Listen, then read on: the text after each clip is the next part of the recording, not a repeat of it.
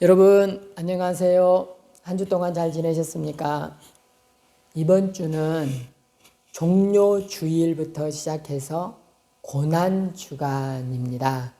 그래서 오늘은 종료주일이고 이번 한 주 동안은 고난주간이고 또 돌아오는 주일은 부활주일이 되겠습니다.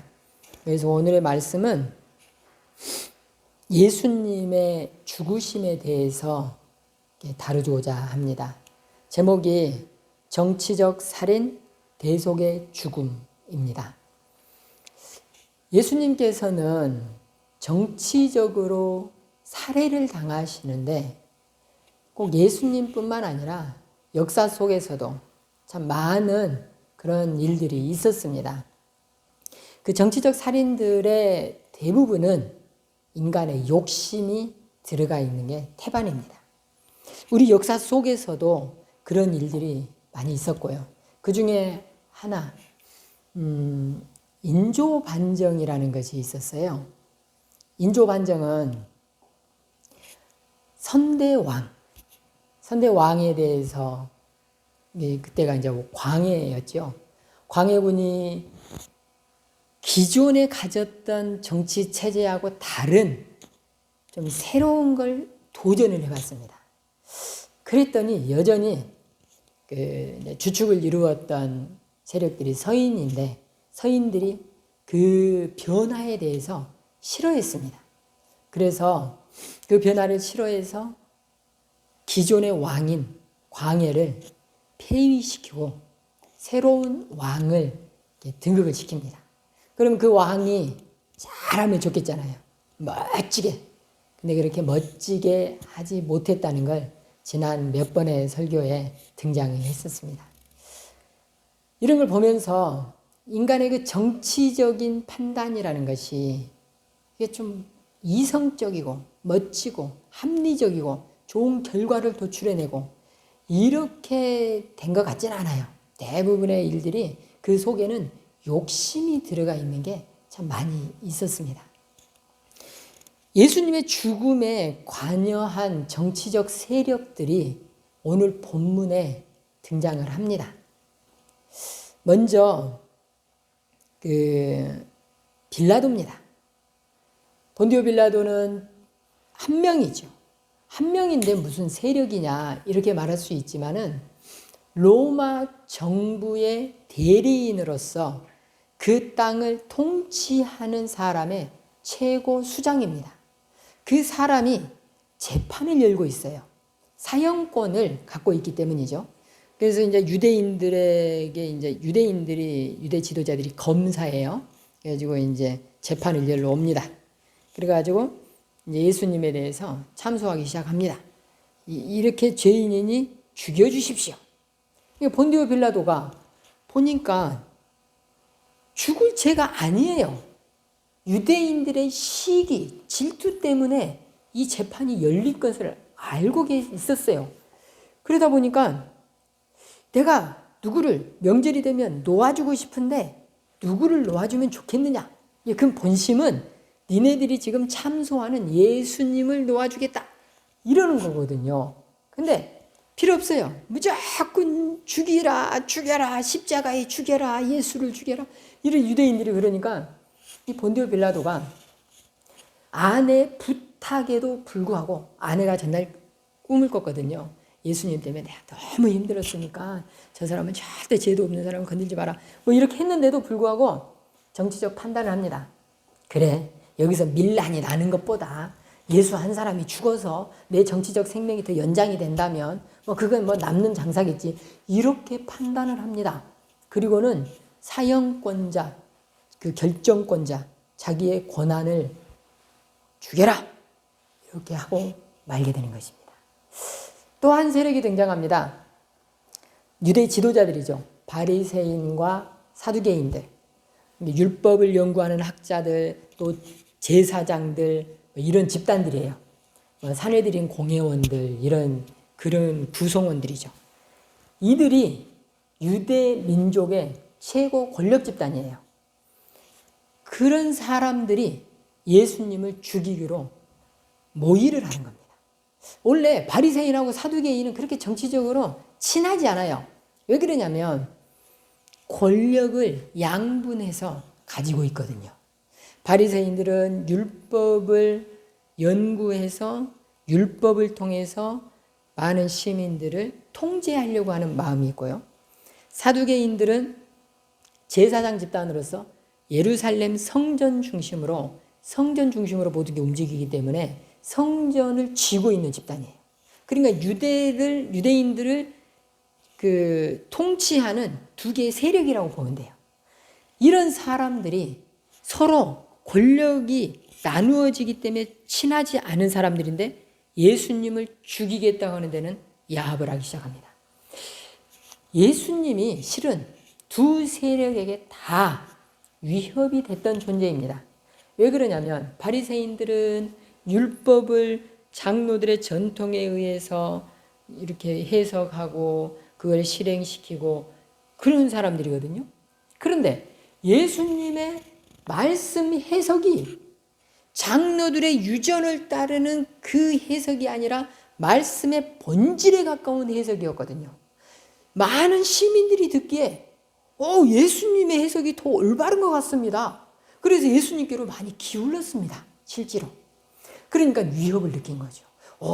나의 이 통치력이 약화되고 있구나. 위협을 느꼈어요.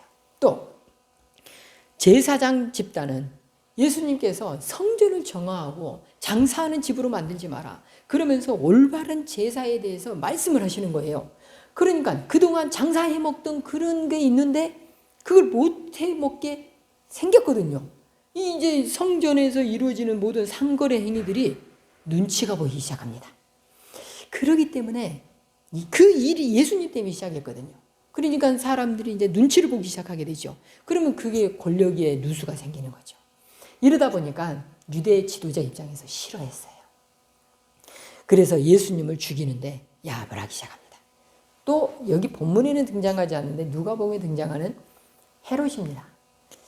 헤롯은 자기 아버지 분봉왕 아버지 헤롯 대왕 때 예수님을 죽이려고 했던 그 대왕이 있어요. 그 아들이에요. 갈릴리 지방을 통치하는 분봉왕인데 휴가를 보내기 위해서 예루살렘 근처에 와 있었어요. 그러니까 그 소식을 들은 이 빌라도 총독이 예수님을 죽이는데 부담이 가니까 유대인들의 많은 사람들이 또 예수님을 추종하거든요. 그러니까 이거 죽이기도 그렇고 안 죽이기도 그렇고 좀 어렵네. 그러면 헤롯한테 그러면 한번 물어보자. 그리고 헤롯한테 보내버립니다. 근데 헤롯은 평소에 예수님을 보고 싶었어요. 어떤 사람일까? 기적을 막 행한다는데 궁금했어요. 유대인들의 떠오르는 지도자인가? 그래서 이제 보고 싶었는데 딱 막상 보니까 별거 없어요. 예수님께서 침묵으로 일관하셔요. 아무 대꾸도 안 하셔요. 그 흥미를 잃어버립니다. 그래서 헤롯이 그러면 별거 없으니까 다시 빌라도에게 보내라. 이렇게 보내버리는 거예요. 그래서 이 세력들이 합해서 다 예수님이 계속 살아있어 봐야 헤롯한테도 좋은 게 없거든요. 적극적으로 변호를 안 합니다. 그러면서 이 정치 세력들이 다 합해가지고 예수님을 죽이는데 합심합니다. 그래서 결국은 예수님께서 죽게 되시는 거죠. 이 예수님의 이 죽음은 그 흐름상 굉장히 나빠요. 인간의 욕심이 그 속에 너무나 깊이 파고들어 있고 그 못된 그 마음으로 예수님이 살아있으면 안 되는 그런 마음으로 이 사람이 죽어야 우리가 무언가를 더 가지겠구나 이런 생각을 갖고 있기 때문에 아주 못된 인간의 습성이 그 속에 들어있었습니다. 그런데 이런 예수님의 죽음을 그런 못된 인간의 욕심이 개입되어 있는 것을 하나님께서는 하나님의 계획에 의해서 그 외아들 예수 그리스도의 죽음을 실행을 시키십니다. 인간의 더러운 욕심이 묻어있는 곳을 하나님께서는 대속의 죽음으로 바꿔버리시는 거죠. 이 대속이라는 말이 좀 어려워요. 단어 자체가. 대는 뭐 대신한다는 뜻인데 이 속이란 단어가 실은 어렵습니다. 우리가 현재 잘 쓰지 않는 단어예요. 남의 죄를 대신하여 받는 거예요. 이게 속이에요. 우리나라에서는 뭐 속량이니 뭐 이런 그런 단어들을 썼는데 그 다 옛날에 쓰고 지금은 안 쓰는 단어거든요. 그래서 성도들이 대속이라는 말에 대해서 잘 이게 감이 안 와요. 이 대속은 나는 죄가 없는데 다른 죄인의 죄를 대신 짊어지는 거예요. 예수님께서는 그런 인간의 추악한 욕심에 의해서 죽으시면서도 인간의 죄를 대신해서 죽으시는 그 짐을 짊어지시는 거예요. 그런데 이 대속의 죽음이요, 그냥 어느 날 갑자기 즉흥적으로 이루어지는 게 아니라 구약에서부터 이것은 예언되어 있었고 약속되어 있는 거예요. 창세기 3장 15절에 보면은 내가 너로 여자와 원수가 되게 하고 내 후손도 여자의 후손과 원수가 되게 하리니 여자의 후손은 내 머리를 상하게 할 것이요 너는 그의 발꿈치를 상하게 할 것이니라. 창세기에서부터 이미 예수님의 죽으심에 대해서 예언이 돼 있었어요.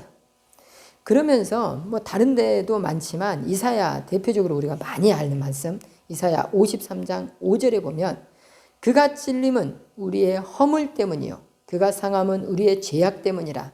그가 징계를 받음으로 우리는 평화를 누리고 그가 채찍에 맞음으로 우리는 나음을 받았도다. 우리는 다 양 같아서 그릇 행하여 각기 제 길로 갔거늘 여호와께서는 우리 모두의 죄악을 그에게 담당시키셨도다. 많은 부분에서, 구약의 많은 부분에서 예수님께서 죽으셔야 된다는 것을 예언해 놓으셨습니다. 그리고 이제 때가 되어서 예수님은 대속의 죽으심을 당하게 되는 것이지요. 이 예수님의 대속의 죽음에 대해서 그냥 정치적 세력들이 당신들은 이렇게 하고 이렇게 했으니고 맙니다. 그리고 역사 속에서 사라지십시오. 이렇게 하는 게 아니에요. 인간의 행위는 결국은 책임이 따르게 됩니다. 본문에 마태복음 27장 24절을 제가 읽어보겠습니다. 빌라도가 아무 성과도 없이 도리어 밀란이 나르는 것을 보고 물을 가져다가 무리 앞에서 손을 씻으며 이르되 이 사람의 피에 대하여 나는 무죄하니 너희가 당하라. 백성이 다 대답하여 이르되 그 피를 우리와 우리 자손에게 돌릴지어다 하거늘. 이렇게 돼 있어요. 예전에도 제가 몇 번 말씀드렸지만 그 바벨론이라든가 아수르라든가 이런 나라들은 이스라엘을 멸망시키는 데 쓰임을 받습니다. 그러나 그 쓰임을 받았다고 하나님 앞에 칭찬을 받는 게 아니에요.